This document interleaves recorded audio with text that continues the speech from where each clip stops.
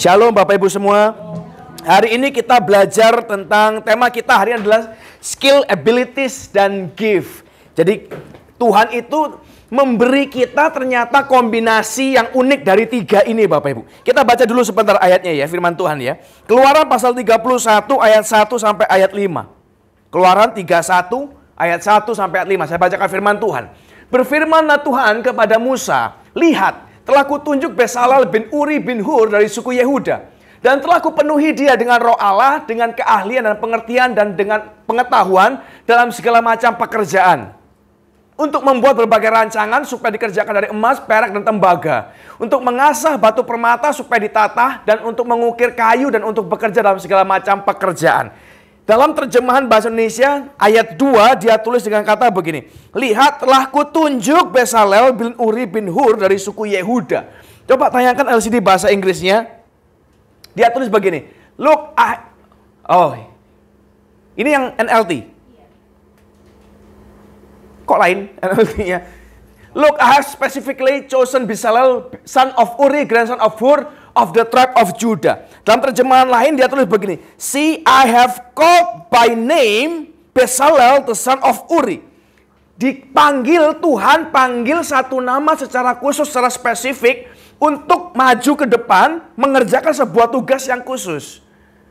Tuhan tidak bilang begini, siapa yang bisa, siapa yang mampu bikin ukiran permata, yang mampu bikin pekerjaan ini dan itu, maju ke depan. Enggak Bapak Ibu. Dipanggil, dipilih, ditunjuk, disebut namanya.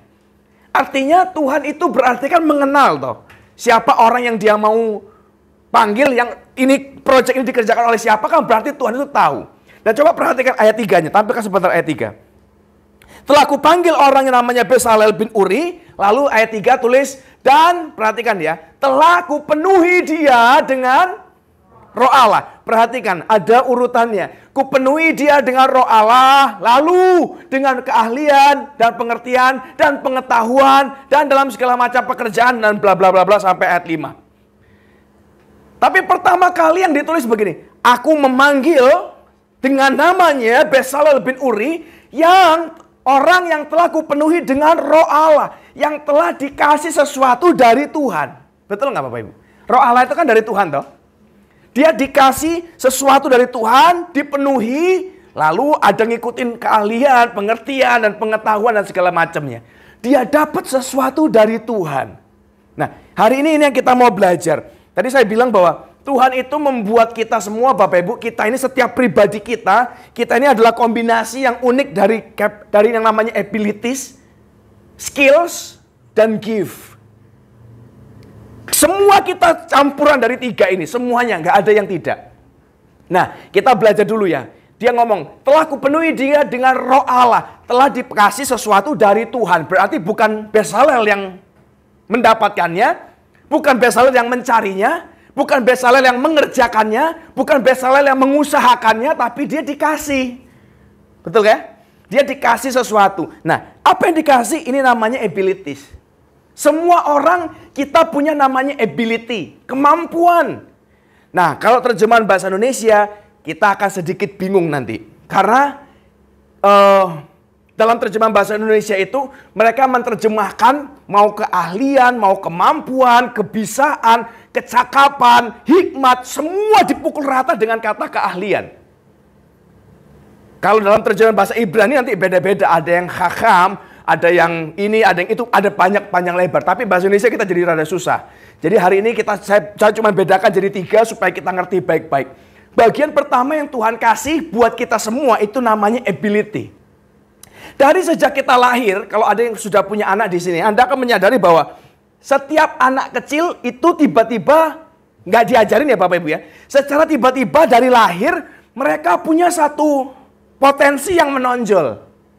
Oh, yang ini pinter main musik, seneng main musik, denger musik ini ngikutin bisa, ketukannya bisa. Ada yang lain lihat apa sesuatu, coret-coret di tembok, coretannya indah. Ada yang coretannya kayak gambar neraka, ada. Tapi ada juga yang nyoret tapi coretannya indah gitu, bagus. Ada. Ada yang ngajarin? Tidak. Karena ability-nya, natural ability-nya. Ada anak kecil yang kalau ketemu orang hai uncle, hai om, hai tante, ramah. Ada anak kecil yang lain ketemu orang kayak ketemu Medusa, ngematung. Nggak bisa ngomong, nggak bisa gerak, nggak bisa ngapa-ngapain. Diam saja. Ada. Nggak diajarin, tapi somehow sesuatu dari sejak mereka lahir membuat mereka ke arah ini itu yang sedang mereka jalani hari-hari ini. Nangkep ya Bapak Ibu ya? Setiap anak-anak kita itu unik. Di atas anak-anak sekolah minggu yang tadi juga semuanya unik. Tidak bisa diperlakukan dengan sama rata. Ini ada guru sekolah minggunya. Oh, ada anak satu diplototin diem. Anak lain diplototin menjerit-jerit nggak karuan. Anak satu dibilang, ayo masuk, nurut. Satu dibilang, ke sana, kabur dia. Nggak bisa. Sama-sama anak, sama-sama usianya, sama-sama di gereja, semuanya sama. Tapi karena anaknya personalitinya beda, anaknya beda, beda semua. Ability-nya beda, beda semua. Yang satu disuruh pasang puzzle cepet, yang satunya bengong. Hah? Ayo, ini ekor kuda, tancap kemana? Ada yang tancap ke matanya ntar. Wah, nggak karu-karuan wis. Tapi ada yang dalam tanda kutip terlihat cerdas. Ada buntut, ada kuda. Oh, dibokong. Cep. Kelihatannya cerdas. Tapi begitu diganti, ayo kita main musik, ikuti gerakannya. Yang bisa nancep bokong kuda, tiba-tiba nggak bisa joget. Nangkep ya? Kita, anak kita, termasuk kita yang sudah dewasa, kita punya ability. Dan kita ability-nya pasti semua orang berbeda. Ability itu Tuhan kasih, seperti yang di Bezalel, dipenuhi, dikasih ke kita dari lahir dengan berbagai macam rupa dan bentuknya. Ability yang dikasih Tuhan itu termasuk juga di dalamnya ability to learn. Untuk belajar. Jadi kalau Anda pernah lihat ada orang yang diajari susah, percayalah itu bukan orang bodoh. Orang bebal mungkin iya, tapi kalau bodoh tidak. Kita dikasih Tuhan ability untuk belajar sesuatu yang baru. Tapi ada orang yang tidak mau belajar. Perhatikan ya, ability dikasih adalah satu kemampuan dari lahir yang dia tidak usahakan, dikasih, dia dapat tiba-tiba ability itu. Ability itu ada banyak Bapak Ibu. Ada orang yang punya ability, contoh ya. Musik lah, pitching, denger musik. Ada orang yang dari lahir denger musik itu mudah. Oh, nada A. Cuman denger bunyi doang tahu. Oh, nada E. Oh, ini. Ada orang juga, termasuk saya salah satu di antaranya, saya belajar gitar itu bertahun-tahun. Tanganku lecet. Tangan jariku itu seperti jari para pemain profesional. Jarinya doang. Begitu main, kayak penyanyi keroncong di pinggir jalan. Les, belajar. Tapi hasilnya dibanding mereka yang memang punya ability dari awal, kalau kita mungkin bahasa yang lebih gampang, talent. Talent itu apa Indonesianya? Bakat. Bakat ya. Ya, bakat. Beda hasilnya. Mereka yang punya bakat itu denger kadang gak pakai les, otodidak. Ting ting ting. Oh gini. Kita yang gak berbakat. Oh gini, lain ternyata. Sudah latihan, perform. Loh kok tadi gak begini ya? Terus tiba-tiba melintung, bunyi ini lain. Kita berbeda, tapi punya ability to learn. Saya tidak punya ability in music. Pitchingnya gak jelas. Saya disuruh nyanyi, nanti Jos atau siapa pasang nada. Teng. Keluar mulutku lain nanti. Nada yang berbeda. Terus orang bilang sumbang. Orang bilang fales. Ya memang kupingnya memang tidak punya kemampuan. Dan tidak semua orang bisa dipaksa begitu. Ada orang lain. Kalau Anda pernah tahu nama Charlie Puth, tahu? Oh, itu hebat sekali. Sendok diketok, tong, crash. Sendok. Dia tahu nadanya, ini bukan alat musik loh. Kucing ngeong, A minor. Kucing bos. Dan dia masuk di world record kalau nggak salah ya. Kemampuan dia mendengar nada itu hebat sekali. Ditanya, belajar di mana? Nggak belajar. Diasah iya, tapi dia tahu. Kalau bagi kita, ini bunyi kentongan, nggak ada nadanya. Tapi bagi dia ada. Itu ability. Nah, ability ini memampukan kita, salah satu di dalamnya selain musik, itu banyak yang lain ya. Tapi ada satu poin penting yang saya pengen kita mengerti. Di dalam ability ada satu kemampuan, kekuatan untuk belajar, ability to learn. Nah, learning sesuatu itu namanya skill. Jadi Tuhan itu kasih kita ability dari lahir, God given, dikasih pemberian Tuhan. Dan dari sini harusnya kita belajar jadi sebuah skill. Orang yang punya talent dalam musik, anak kecil, pinter musik, dia tidak akan sehebat-hebatnya anak kecil dalam bermusik, mendengar musik. Tidak mungkin dia tiba-tiba bisa main piano, main gitar, main drum. Nggak mungkin. Harus belajar dong. Oh, kunci A di keyboard itu yang warna putih. Oh, kunci minor itu warna hitam. Misalnya. Oh, kalau E itu yang ini. Kombinasi ini sama ini. Gitar pun sama. Kunci A yang mana yang dipencet? Kunci C yang mana yang dipencet? Kan harus tahu. Dan ini tidak mungkin mereka bisa tahu yang mana kalau mereka nggak belajar. Keluaran 31. Ini dipanggillah orang namanya Bezalel bin Uri. Nanti Keluaran 35 dipanggil lagi. Tuhan ngomong, perempuan-perempuan yang pintar menjahit, yang pintar begini begitu, menyulam dan mau punya hati untuk melayani Tuhan, masuk. Urus tabernakel, bikin. Pertanyaannya begini, tidak ada anak kecil dari lahir terus pintar jahit. Lihat jarum, wah, terilhami. Nggak ada, adanya nyocok dirinya sendiri. Itu kan sebuah keahlian, bukan kemampuan. Kemampuan untuk belajar menjadi sebuah keahlian. Ability to learn become skills. Kita punya keahlian hari ini. Nah, masalahnya sekarang adalah keahlian apa yang kita punya? Semua orang kan punya kombinasinya. Kombinasi keahlian, punya kombinasi kemampuan. Tapi hebatnya kalau kita mau jujur ya, banyak orang sampai umur 20, 30 dalam tanda kutip kebingungan sendiri. Aku punya keahlian apa? Contoh, usia 20. Ini kayaknya lebih dari 20. Berewokan semua kok. Gak mungkin 20 ini. Palsu. Ini 20 lebih kan? Ya makanya. Umur 20, umur 30, ada yang umur 40, ada yang lebih. Tapi perhatikan ini, di antara 20 itu sudah dewasa loh ya. Di antara umur-umur ini, banyak orang yang masih bingung mau kerja apa. Kenapa? Ini ngomong bingung kerja apa ini dalam konteks begini. Karena kita tidak dapat warisan dari orang tua. Nggak dapat warisan toko buat dijaga. Tidak dapat warisan pabrik papi ai. Nggak dapat sesuatu kerjaan yang memang dikasih. Yang harus kerja sendiri. Orang kadang masih banyak yang bingung. Mau kerja apa, mau kerja apa, mau kerja apa.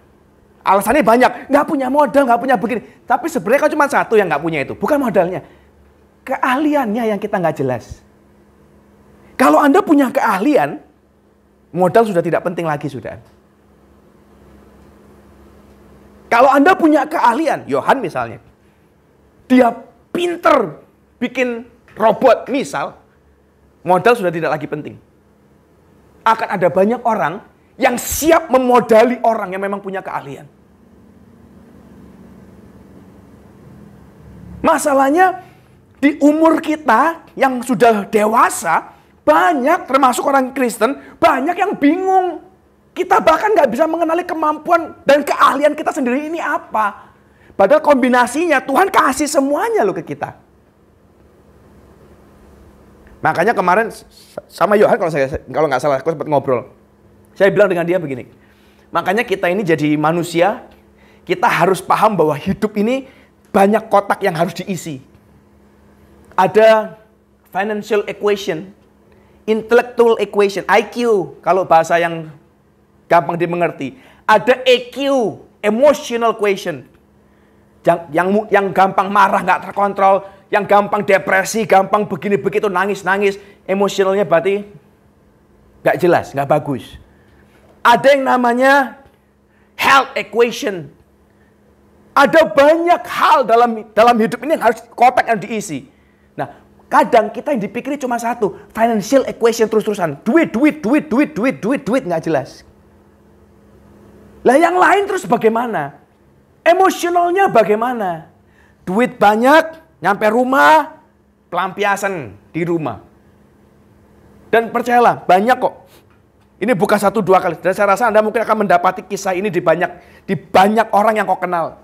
Ada orang sukses, pinter kerja, cari duit banyak. Rumah kayak hotel, ntar. Nggak betah di rumah. Datang rumah, tidur, pulang, pergi lagi. Sampai kapan? Ya kuat-kuatan aja. Tapi kalau kita mau jujur, orang yang begitu tidak akan bertahan lama keluargamu. Hancur-hancuran. Ada orang yang financial equation-nya pinter, hebat, cari duit pinter. Health equation-nya terus bodoh. Sakit-sakitan. Pernah, kalau Anda coba lihat ya, orang yang sukses kerja, pinter kerja, biasanya badan jadi ringkih.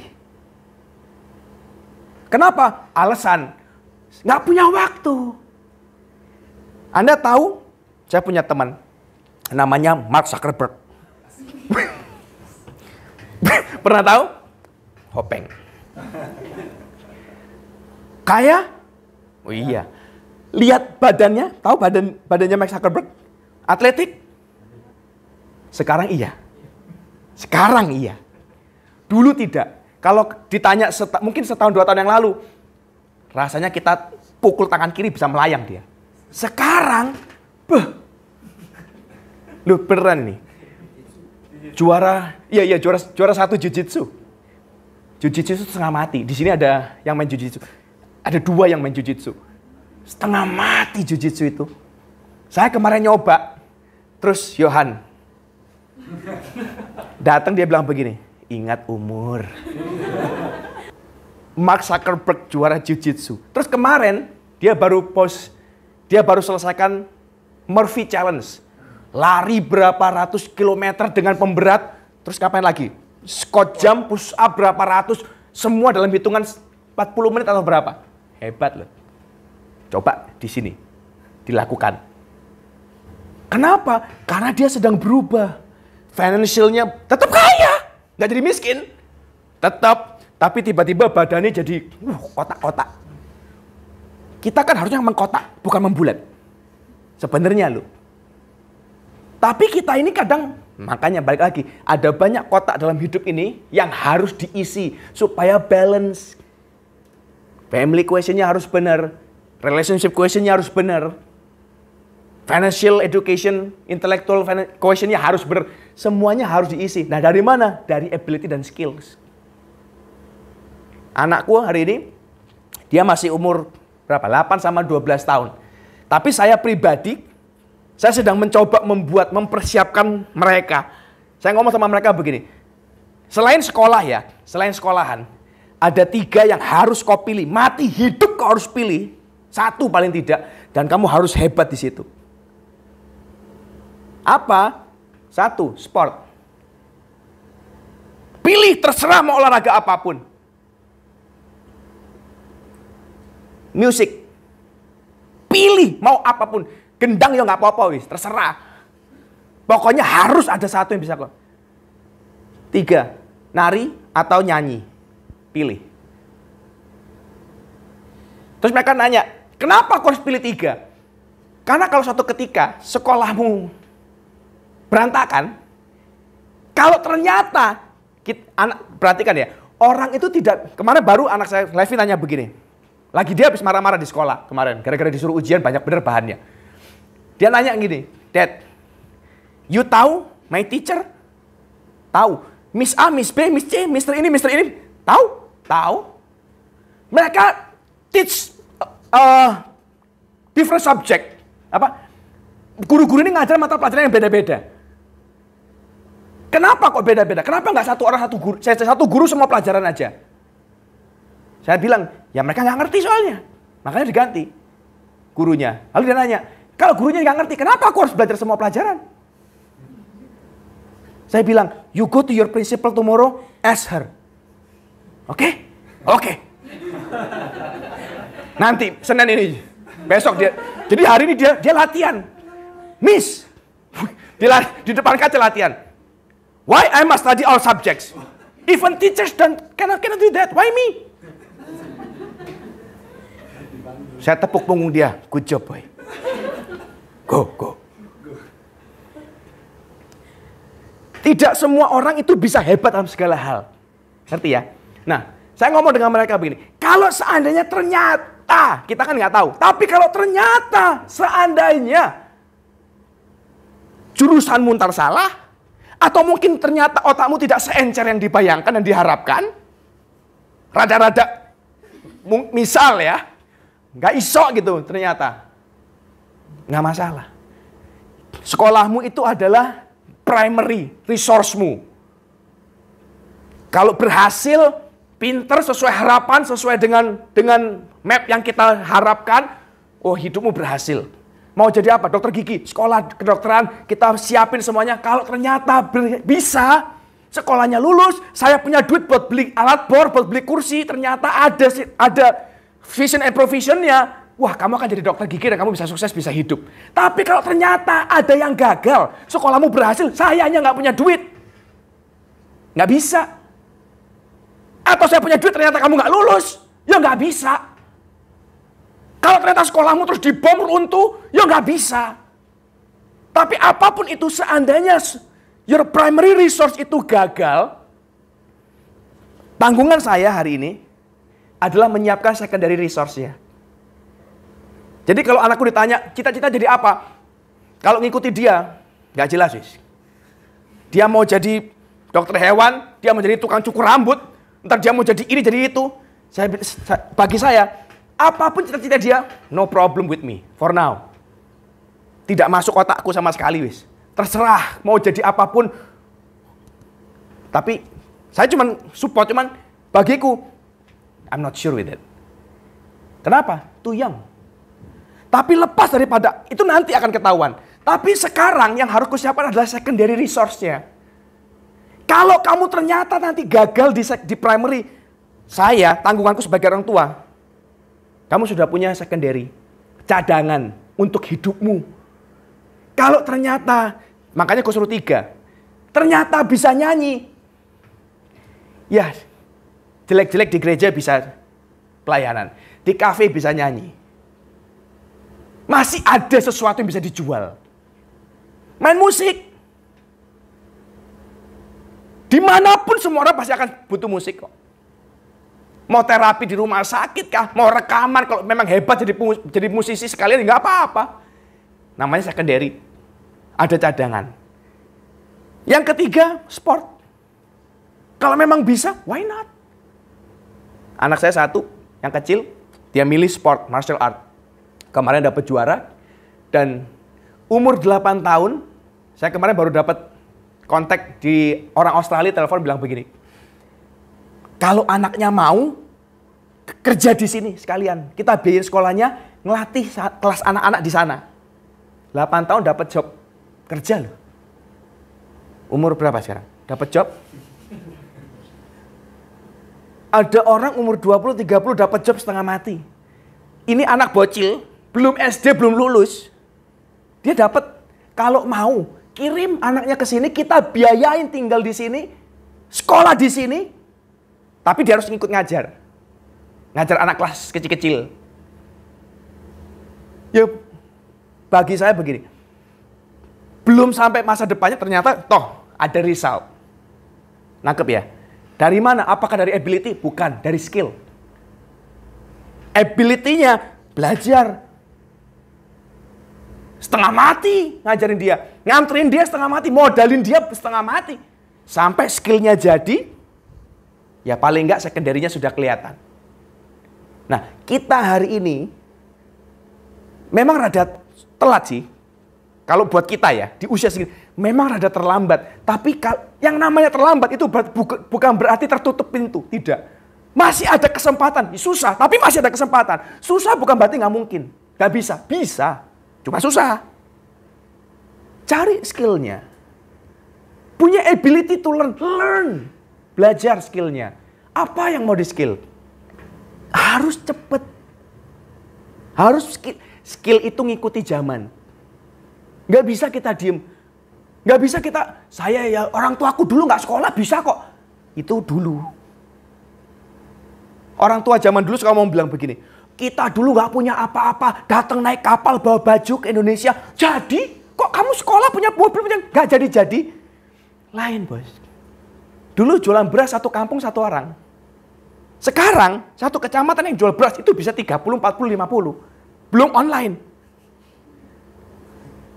Kita mau jual beras ini setengah mati sekarang juga. Telur. Saya kemarin baru ada orang bilang begini. Saya jualan telur aja bisa hidup.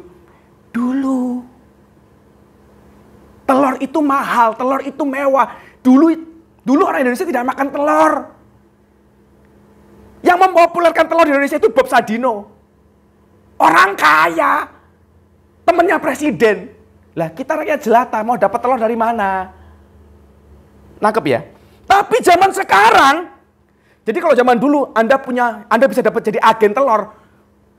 Ciamik. Zaman sekarang dapat agen telur. Orang bilang, jual telur. Nggak dianggap sekarang. Susah jual telur. Di dekat rumah saya ada toko sembako. Telur harganya sekian puluh ribu termasuk free delivery. Kalau dalam 15 menit tidak nyampe, gratis telur. Hebat lah. Terus kalau kita mau semua saingan, saya juga free telur. Dia berapa menit free? 10 menit? Saya 5 menit. Saya bilang 2 menit gak nyampe free. Nah ya mati yang jual telur. Sekarang susah. Tidak seperti zaman dulu, jadi harus siap. Skill harus keluar. Mumpung masih nafas di kandung badan, belajar. Skill. Tidak ada kata terlambat kok. Walaupun orang bilang, udah umur, nggak apa-apa, jalan terus. Sebelum mati, keep going bro. Karena hidup terus berjalan, air mata terus menetes. Jadi kalau tidak siap sekarang, bonyok nggak karuan. Nanti kalau sudah Tuhan bilang habis nyawamu, nah sudah wis, tidak perlu belajar. Apa yang mau dibelajar? Tapi sekarang, walaupun berat, walaupun patah-patih, belajarlah. Dalam setiap keadaanmu sibuk, saya ngerti orang-orang kita semua sibuk kok. Ada nggak sibuk? Tapi di tengah semua kesibukan hari ini, harus sempetin. Learn something new, your skill. Pilih satu, jangan semua dipilih. Ini kita belajar semuanya. Pilih satu, dalemi sampai jadi. Pegangan hidup. Saya nggak nyuruh kalian juga jadi, sama ya, Jos, nari. Nggak bisa. Itu terserah kalian wis. Yang mana pilihlah sendiri. Tapi kita harus punya. Skillnya ada, ability-nya ada, harus. Supaya kita belajar, supaya kita diperlengkapi. Karena kita memang punya panggilannya. Jadi, Tuhan kasih ability-nya to learn something new, jadi skill. Bukan cuma itu loh. Tuhan kasih kita gift. 1 Korintus 12 ayat 7. 1 Korintus 12 ayat 7. Tetapi kepada tiap-tiap orang dikaruniakan pernyataan roh untuk kepentingan bersama. Terjemahan bahasa Inggrisnya. Inggrisnya bilang begini. A spiritual gift is given to each of us so we can help each other. Each of us. Spiritual gift dikasih to each of us. Berarti setiap orang punya. Each of us. Setiap orang punya karunia. Dan nanti pasti juga akan ada orang bilang begini. Tapi saya nggak melihat ada yang spiritual gift dalam diriku. Yang supranatural, sesuatu yang hebatnya nggak ada. Tahu spiritual gift apa? Spiritual gift itu kalau di Alkitab banyak. 1 Korintus 12. Nanti memuat banyak karunia. Roma 12. Efesus pasal 4. Itu memuat semua karunia-karunia. Menyembuhkan, mengusir setan, berbicara bahasa roh, karunia hikmat, karunia pengetahuan, hikmat marifat, karunia iman, karunia memberi tumpangan, karunia untuk mengasihi, karunia untuk bermurah hati. Banyak. Terus kita bilang nanti pasti akan dibilang, tapi kok di saya kayaknya yang karunianya biasa-biasa saja ya. Nggak yang, wah. Kalau ada orang bilang begitu, berarti pilihan cuma dua. You underestimate yourself. Kamu terlalu menganggap dirimu rendah sampai nggak bisa melihat yang istimewa itu.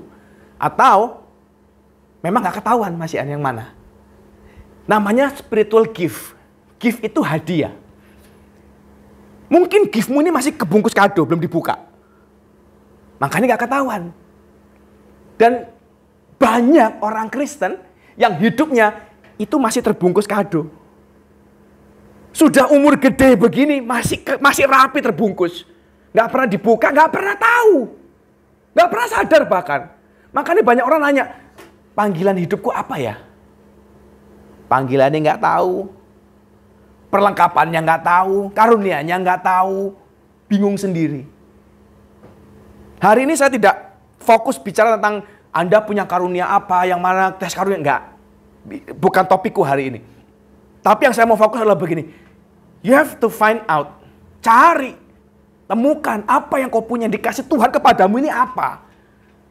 Setiap orang, each of us pasti punya. Pasti. Gak mungkin gak punya. Nah, tinggal nyari taunya nih loh sekarang. Nanti akan ku jelasin bagaimana cara kita cari tahu.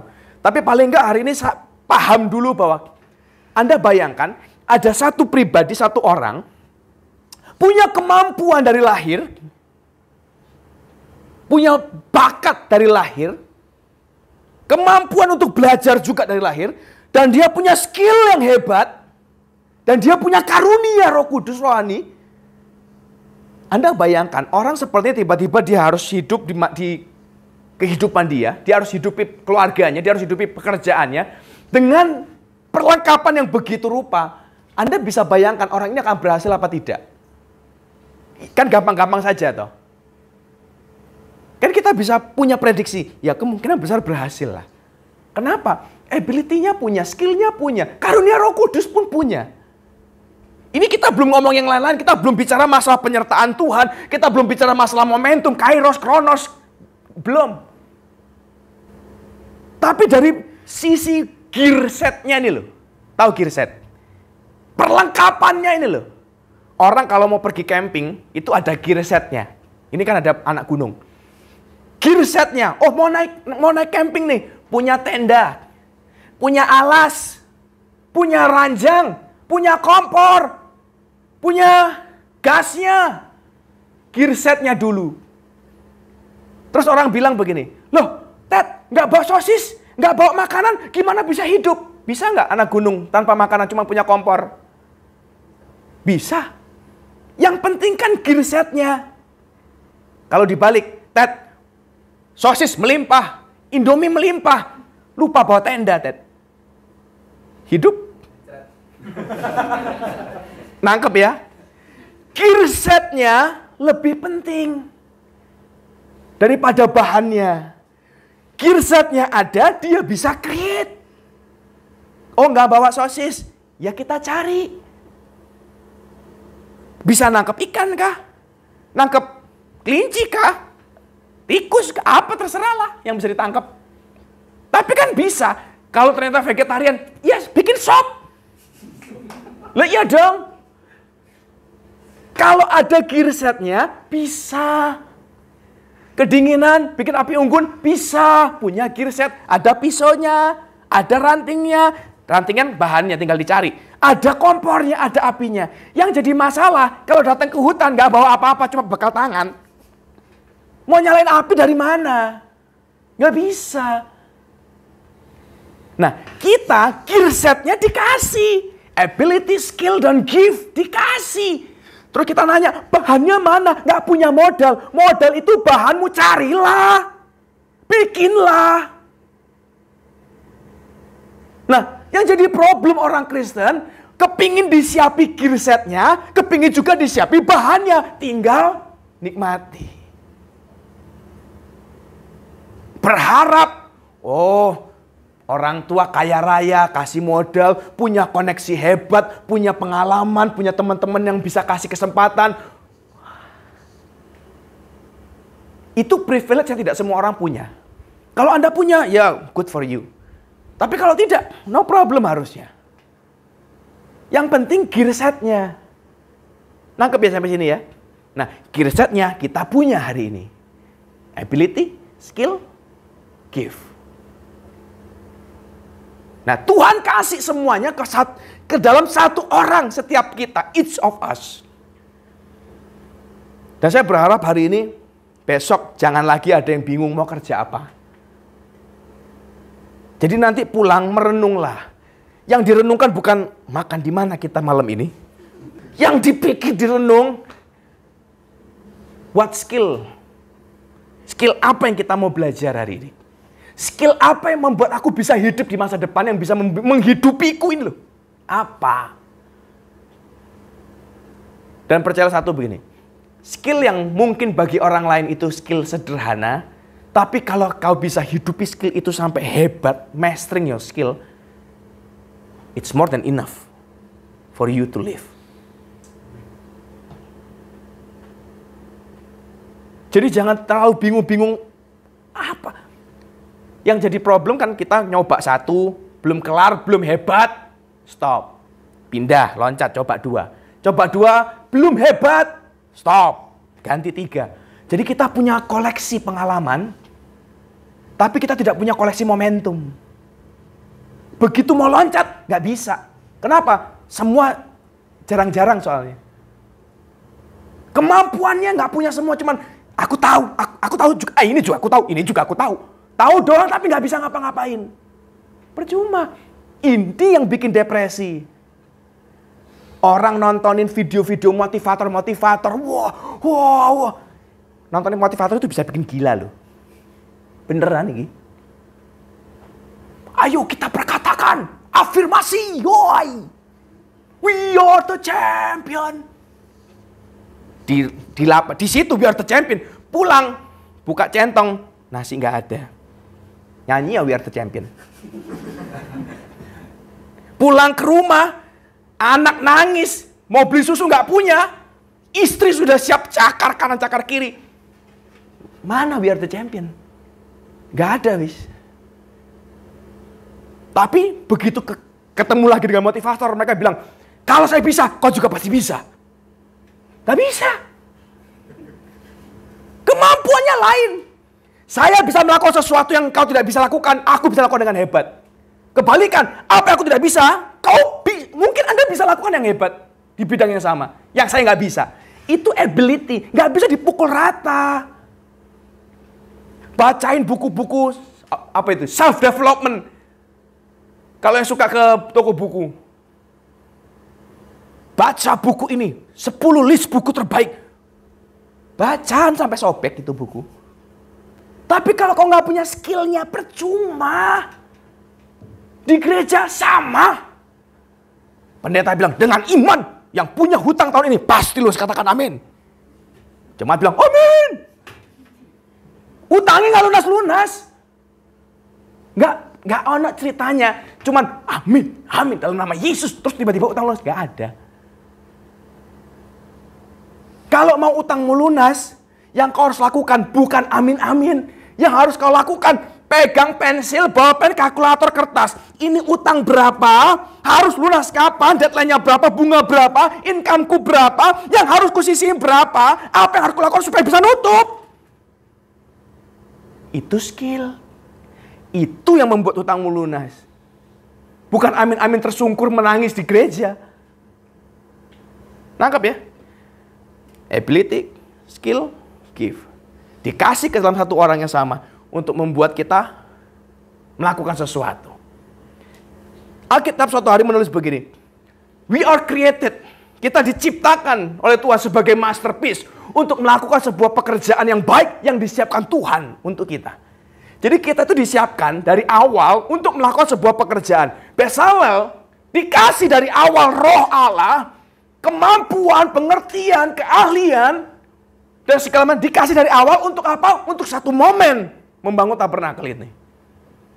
Perempuan-perempuan yang pinter jahit, pinter nyulam segala macam, dari awal dikasih untuk apa? Ya untuk hari itu. Termasuk kita. Dikasihlah kita ability, dikasih kita skill, dikasih kita gift. Untuk apa? Untuk satu konsep. Coba baca bentar. 1 Petrus 4 ayat 10 sampai 11. Layanilah seorang akan yang lain sesuai dengan karunia yang telah diperoleh tiap-tiap orang sebagai pengurus yang baik dari kasih karunia Allah.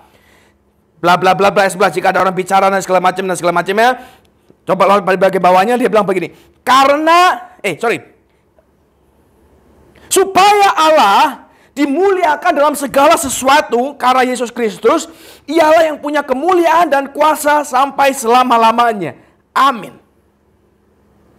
Disuruh, dibilang begini, each one should use whatever gift he has received to serve others. Untuk melayani orang lain, untuk memberkati orang lain, then God will be given glory in everything through Jesus Christ.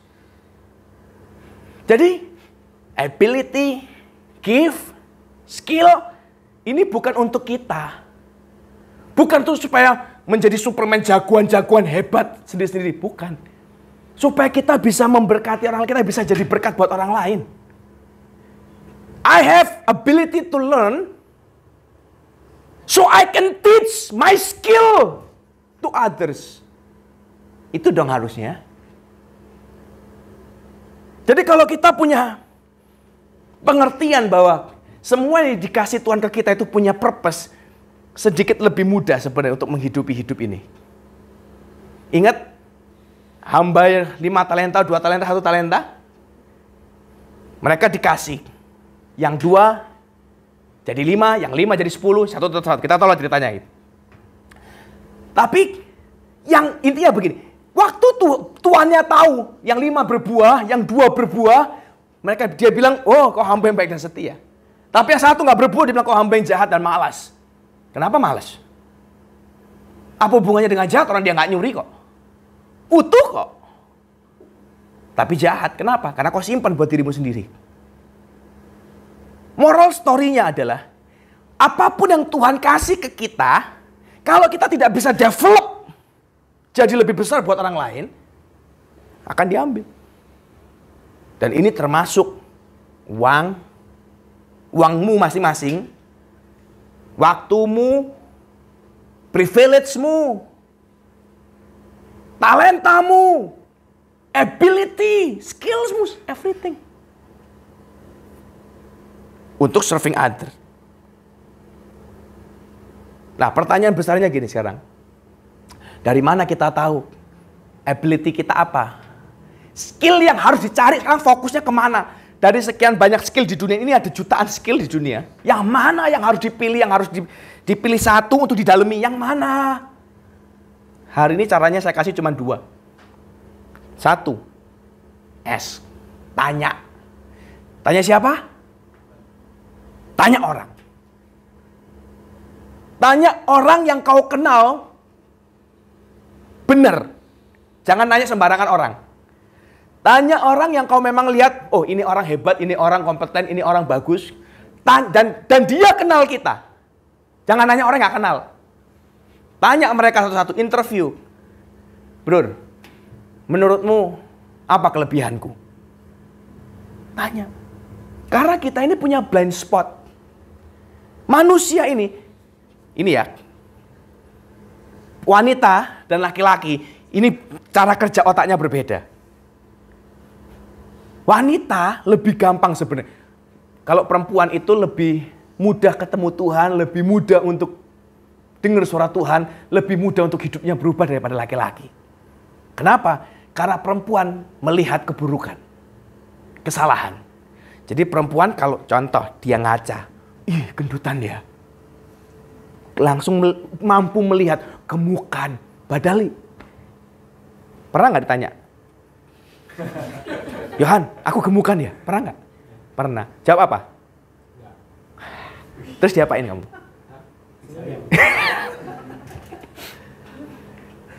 Entah bagaimana. Kalau kita laki-laki lihat, sama aja nggak berubah. Tapi perempuan, aduh kok gemukan, aduh kok nggak cocok, aduh kok begini. Fokusnya kepada yang nggak pas. Laki-laki iki rada susah. Dia hidup dalam area ilusi. Lu beneran ini. Kalau perempuan ngaca, jelek, aduh. Kalau laki-laki, perut sudah ke samping, dia tetap bilang, keren juga ya. Loh. Nangkep? Makanya kalau di gym, biasanya perempuan tuh, olahraga, kok gini-gini aja. Kalau laki-laki, baru angkat.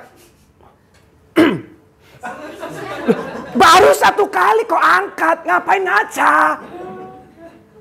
Langsung, jadi loh. Apa yang jadi? Nangkep ya? Nah, ini kesusahannya masing-masing pria dan wanita. Makanya, karena keanehan mereka semua ini, susah untuk melihat dirinya secara benar. Pria melihat sempurna, padahal buruk. The beast. Tapi melihat dirinya the prince.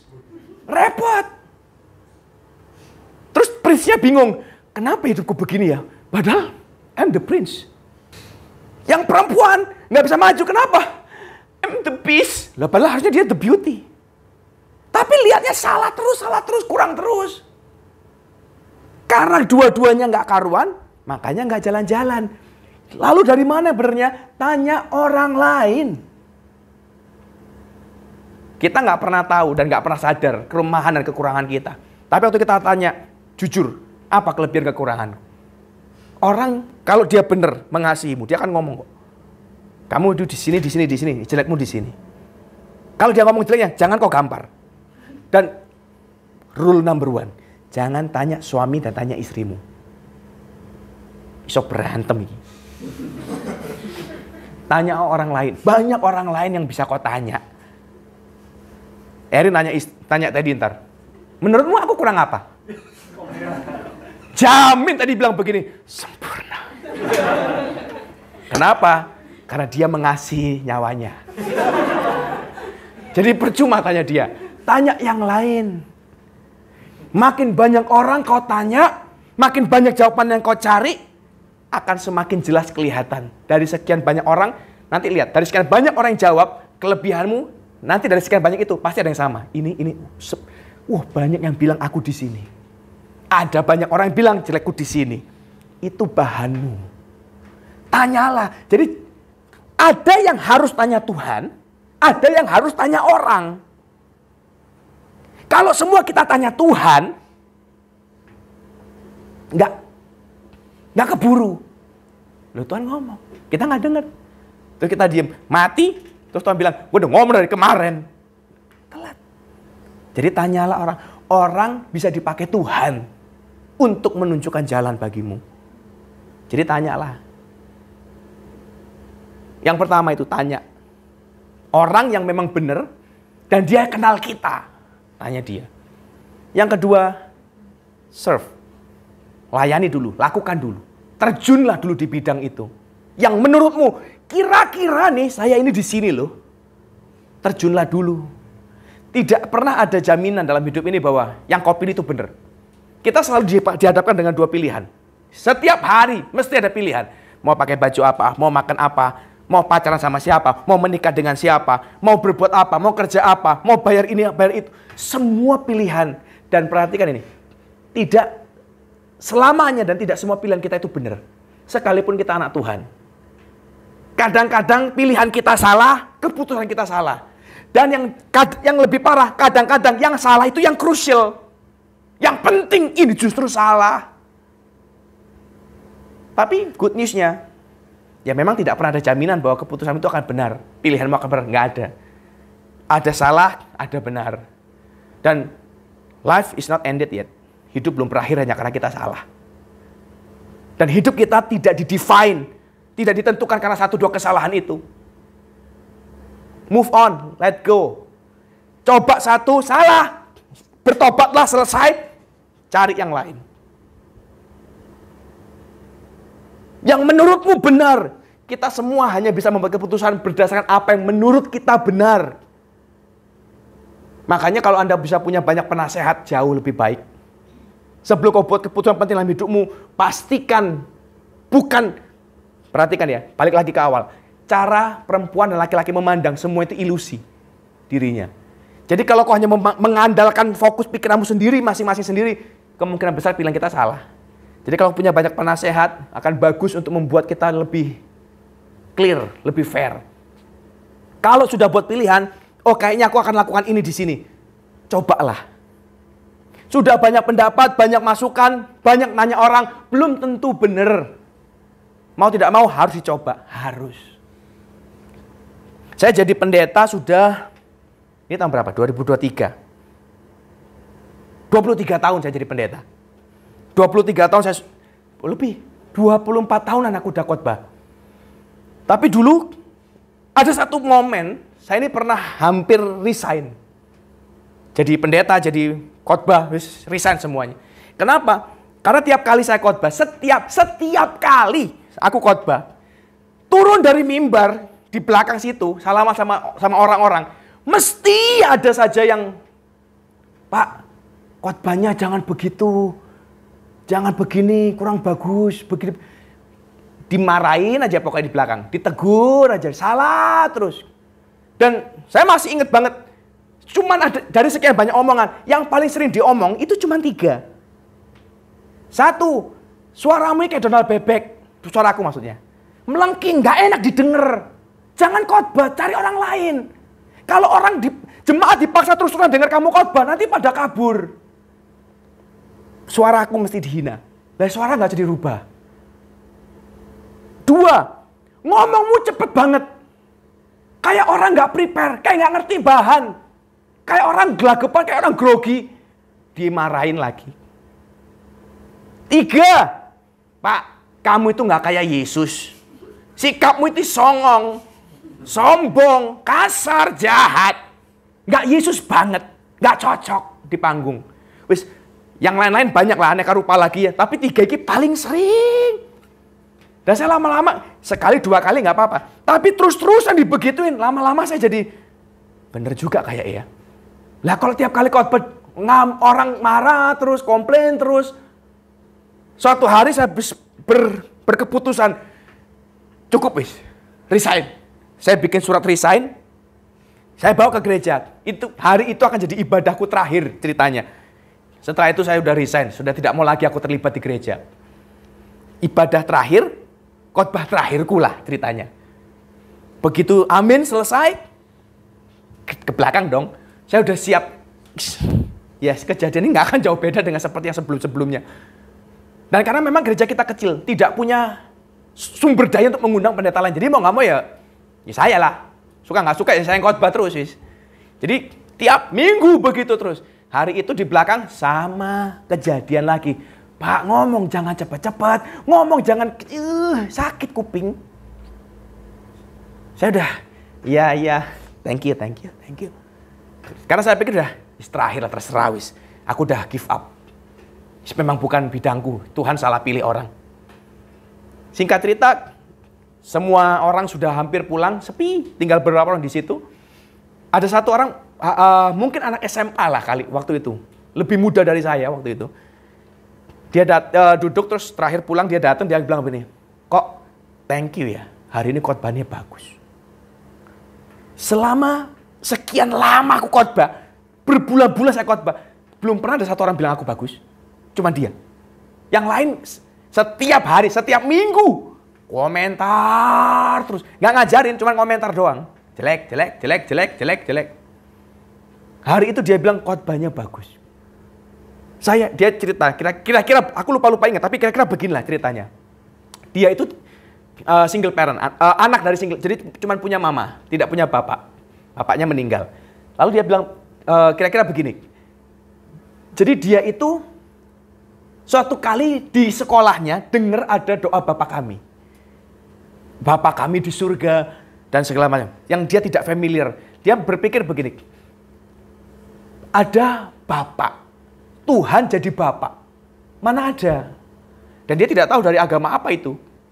Nah singkat cerita, dia ngomong, saya ini sudah sekian bulan terakhir, kerjaan saya itu keliling. Dari tempat ibadah satu ke tempat ibadah lain, agama satu, agama ini semua didatengin. Karena dia nggak tahu. Cari, pengen tahu. Nah hari itu, dia datang, saya khotbah tentang Bapak. Nah dia ngomong begini, saya tuh datang dengan 2 pertanyaan. Siapa Tuhan yang mau jadi Bapak itu? Bapakku itu siapa? Dan kenapa Tuhan mau jadi Bapak dari orang berdosa seperti kita? Nah hari itu, dalam tanda kutip, kebetulan itu yang saya khotbah. Dan dia bilang di belakang hari itu, khotbahnya bagus. Aku punya 2 pertanyaan, dua-duanya terjawab. Thank you. Gara-gara dia ngomong thank you, dia ngomong bagus, itu sudah sepi, itu terakhir sudah. Mungkin ada beberapa cleaning service lah. Saya mikir jadian, khotbahku ternyata bagus. Ya ada kan yang ngomong bagus. Ya memang yang ngomong yang lain ngomong jelek sih. Tapi bagus, ada. Saya lama-lama berpikir, apakah mungkin? Ya memang aku tidak pintar khotbah. Karena saya memang tidak sekolah waktu itu. Apakah mungkin ini memang bukan ability-ku, bukan talentku memang. Saya memang tidak suka ketemu orang. Saya memang tidak suka ngobrol basa-basi sama orang. Saya nggak suka salaman kanan kiri, oh shalom, shalom. Saya nggak seneng. Saya suka di pojokan, saya suka di tempat-tempat gelap, di mana tidak ada orang lihat. Saya suka sendirian. Disuruh ngomong di panggung, itu bukan saya. Tapi saya mikir, mungkin memang bukan talentku, bukan ability-ku.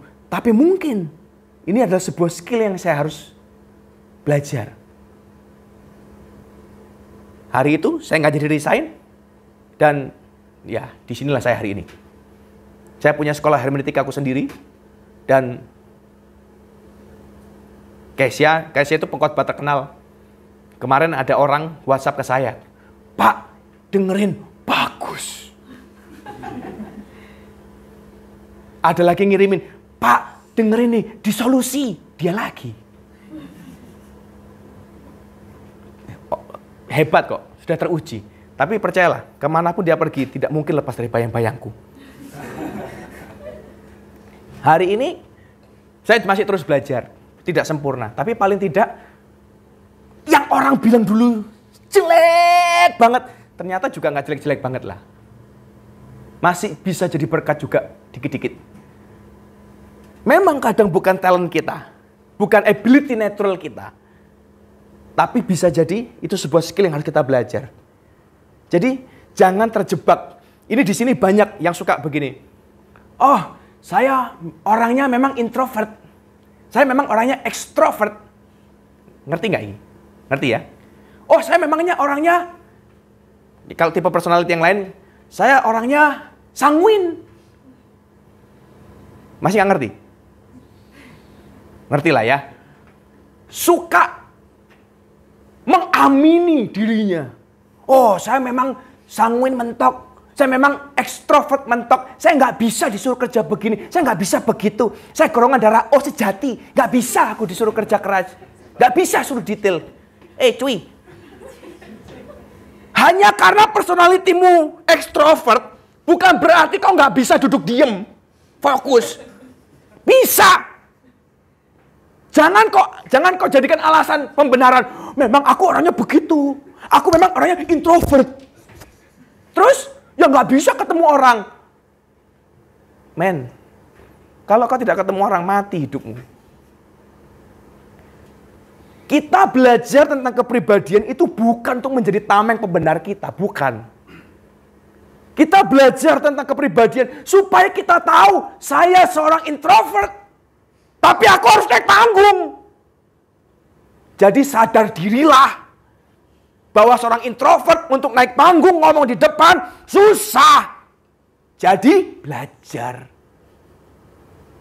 Bukan terus diamini, memang nggak bisa, jadi nggak usah.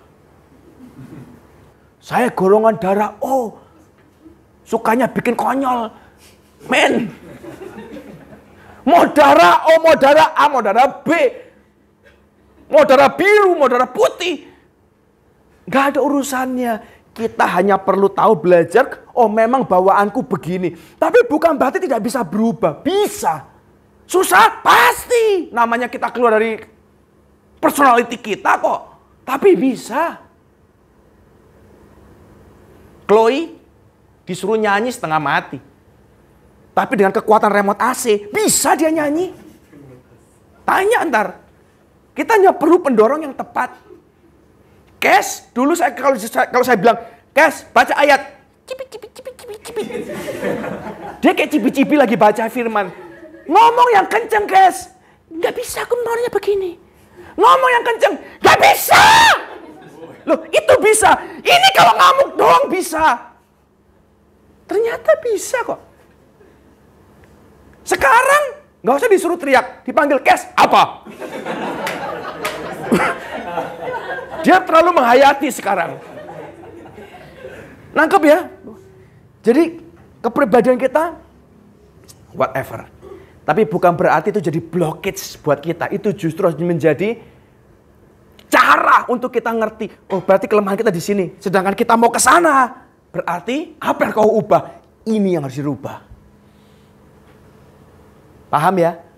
Jadi jangan lagi bilang, oh saya memang orangnya begini, saya orangnya begitu, saya orangnya begini. Oh, my love language saya memang word of affirmation. Sedangkan suamiku dia nggak suka muji, jadi aku benci dia. Kalau bahasa love language affirmation, sedangkan suamimu tidak, tahu dirilah, jangan nuntut.